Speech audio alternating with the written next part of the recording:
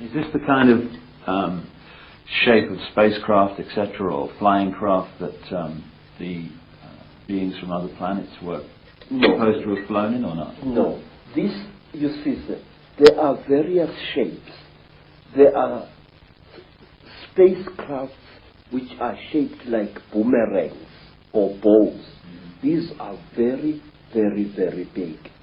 Then there are spacecraft which are shaped like pipes, like huge pipes, roughly pointed at either end.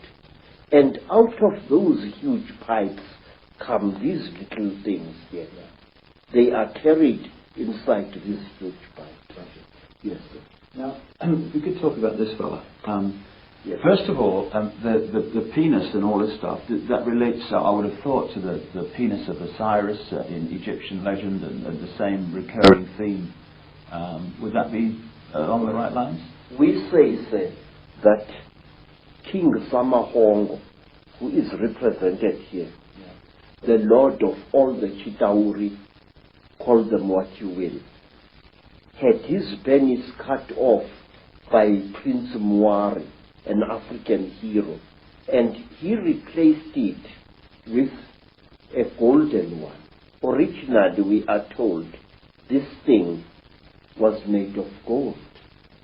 And now each time when we recall the story of the great marriage between human women and CHITAURI men, we unite these creatures symbolically. And sometimes when the necklace is lying on the ground, we make a bed out of animal skin for these two figures, and then we lay them side by side and cover them with a small skin.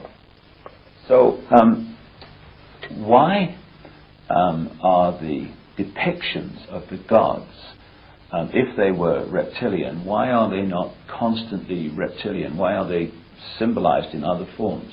Because it is very, very, very forbidden to portray a CHITAURI as it really is. Only in that large green head do we see a CHITAURI represented more or less as it is. So this was dictated by the CHITAURI from Yes, the start, was it? Yes. All along? It was. You are not allowed to represent the sons of the python as they really are. Then you are really in trouble. If you want to talk about the CHITAURI, you must either play with shadows, you must place an image of a CHITAURI against a light and project its shadow onto the wall. So you've got a fish, I know, on the necklace as well, and fish are scaled. Is this anything to do with the symbolic representation of the CHITAURI in a way that they couldn't do it openly? Yes, sir. There is a particular CHITAURI who is called Wowane by our people. Wowane was one of the few good CHITAURI, because there are also some good people amongst them. And Wowane had a brother called Mpangu. According to one of the great stories, there erupted a terrible war on the red world where human beings had originally been created. And this war was between men and women. Yes, sir. And in this world, men and women nearly decimated each other. But they were rescued by the Earth Mother, who sent a great Nkanyamba, that is, a great dragon, to come out of the sky, to take them into its stomach, and to bring them down to, not to our earth, to a beautiful watery world near the star of the red dog, Injebomvu, which the white people call Sirius, the star of anger. There, the human beings were settled, but human beings started eating creatures which they found in the sea, which they thought were fishes, but which were really human beings. Human beings, we are told, started eating the CHITAURI who lived in the sea, according to one story.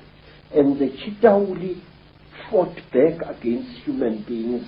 They attacked them with tornadoes, they attacked them with tidal waves, and the human race was nearly wiped out. And then two brothers, two CHITAURI youths, Mpangu and Wowane, took pity upon the human race. And they went into the sky and looked for a great egg. And they hollowed out this egg, emptied its contents out, and brought the egg to that world and loaded the surviving human beings and brought them to our world here. We say that Wowane gave us the power of kingship. He brought it out of the sky. And if you notice, in many parts of Africa, ancient kings used to wear a wooden helmet with golden horns. It was true in West Africa, and it was true also in Southern Africa in the great Mutwa Empire. The horns representing the CHITAURI. Yes, and the power of the CHITAURI. Because to a CHITAURI, horns are not just for goring other CHITAURI as oxen gore each other. No, horns are a symbol of status, and through its horns, a CHITAURI is able to communicate with human beings far across the face of the earth. So the horns were like antennae then? Yes, they were instruments of projecting power. In fact, it is said by storytellers that King Samahongo punishes those CHITAURI who show mercy to human beings by pointing at them so that both their horns fall off their heads. And the CHITAURI is therefore unable to direct human affairs through his or her horns. It's also interesting that the descriptions of the CHITAURI with the horns and sometimes the tail and stuff is very, very close to how Christians and those sort of stories have depicted the devil. Yes, sir. And one thing that interests me is this, that depictions of the devil have subtly changed over the centuries.